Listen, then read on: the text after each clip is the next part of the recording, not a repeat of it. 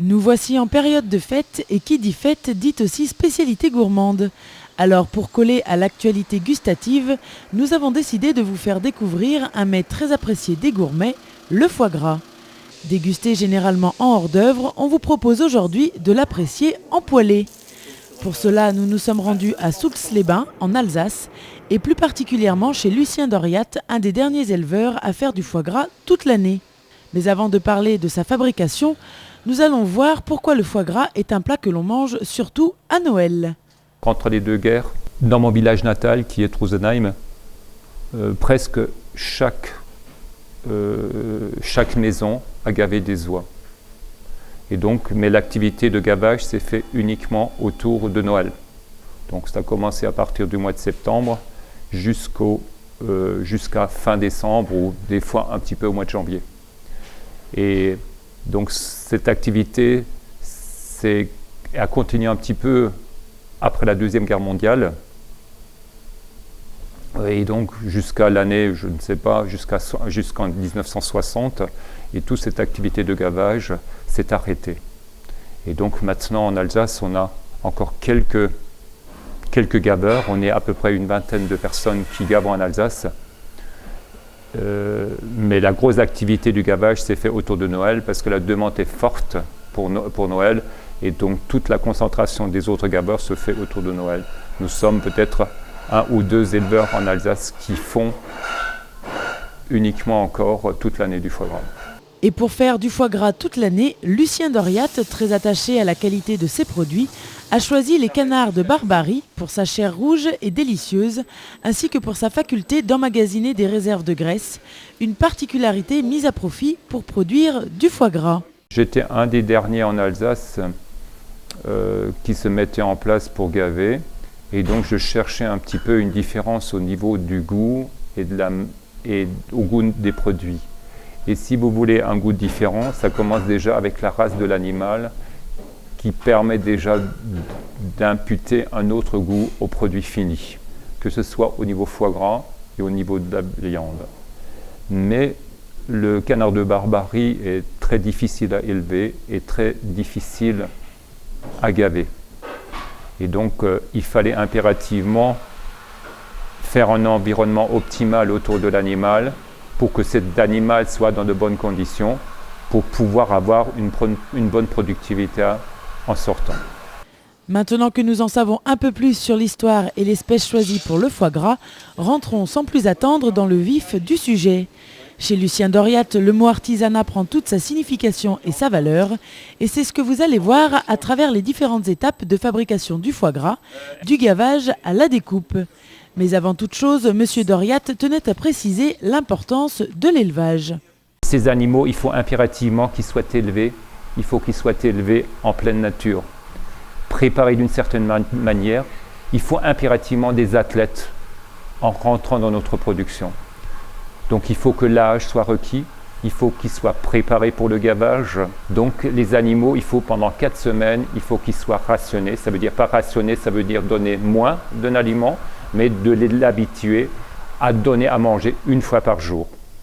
Donc pour que le jabot se développe et pour que l'organisme s'adapte à ce rythme que je demande au niveau du gavage. Les conditions sont strictes mais essentielles à la qualité du produit. Chaque caractéristique du canard a son importance et M. Doriat en est bien conscient. C'est d'ailleurs pour cela qu'il ne néglige pas la nourriture, bien au contraire.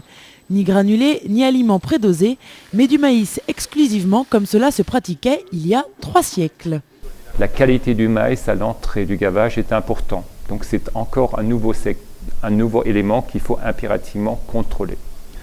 Donc on a l'opportunité d'acheter le maïs dans des coopératives, mais la qualité n'est pas constante au niveau des coopératives. Donc j'ai décidé d'acheter le grain de maïs directement chez le paysan, avec un cahier de charge extrêmement précis, parce que j'ai besoin du 1er janvier au 31 décembre de la même qualité et de la même valeur énergétique. Une fois l'alimentation sélectionnée, on peut enfin passer au gavage. Mais là aussi, il faut prendre des précautions, connaître les doses et protéger l'environnement de l'animal. Dans notre établissement, on a décidé de produire du foie gras toute l'année. Et si vous voulez produire du foie gras toute l'année, vous êtes tributaire de l'environnement de l'animal. Vous avez vu cette année, on a monté jusqu'à 38 degrés. Catastrophique pour le gavage.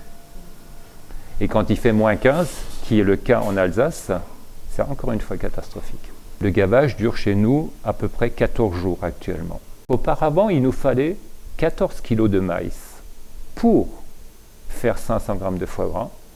Maintenant, on est à un stade à faire 500 g de foie gras en 13 jours avec seulement 7 kg de maïs. Parce qu'on pense que le gavage, c'est plus que vous mettez de nourriture à l'intérieur de son jabot, que l'animal va grossir plus vite. C'est fondamentalement faux, c'est pas juste. Donc ça veut dire qu'il faut que l'environnement de l'animal joue un énorme rôle. Et donc avec moins de travail, avec moins de nourriture, le foie peut se développer et à la sortie, on a une meilleure qualité et une meilleure productivité. Et pour nous rassurer, Lucien Doriat nous explique le fonctionnement du gavage. Il faut savoir que l'animal ne souffre pas du tout et aller voir dans la salle, on veut bien le croire.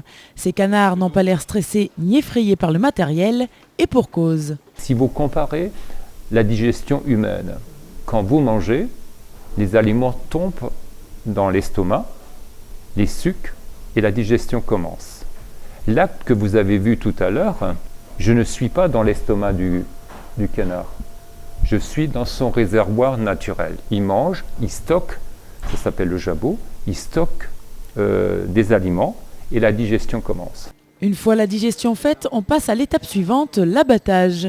Mais on vous passe les détails, une méthode brutale mais nécessaire à la qualité du foie. Il faut donc donner un électrochoc à l'animal pour qu'il soit étourdi.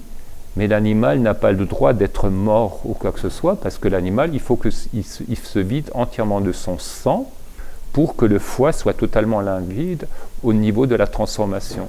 Parce que s'il y a des traces de sang au niveau du foie, tout le travail, tout ce que je vous ai expliqué est réduit à néant. Il faut impérativement un foie clair, net et sans hématome, sans rien du tout. Une fois que le canard s'est vidé de son sang, on le nettoie et on lui brûle les plumes pour pouvoir passer à l'étape suivante, la transformation. Il faut que vous extrayiez du corps de l'animal, il faut que vous extrayiez le foie. Donc ça, vous avez vu tout à l'heure, on extrait le foie.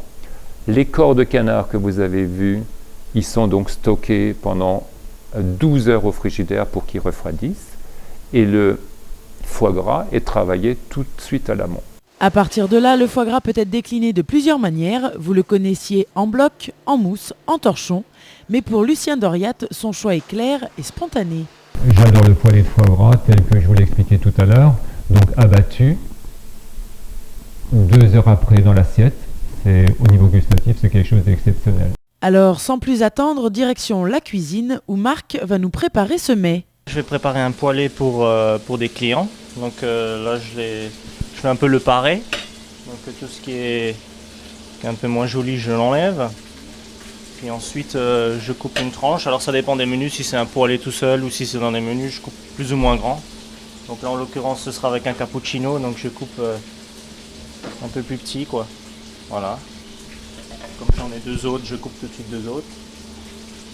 Alors, il y a plusieurs façons de cuisiner le foie gras. Est-ce que vous pouvez nous en donner quelques-unes ? Chaud ou froid ? Un peu des deux. Plusieurs façons. Je dirais, moi, j'en ai pas 36 000. Le foie, de toute façon, le plus important, c'est qu'il soit le plus frais possible, pour qu'il fonde le moins possible à la poêle après.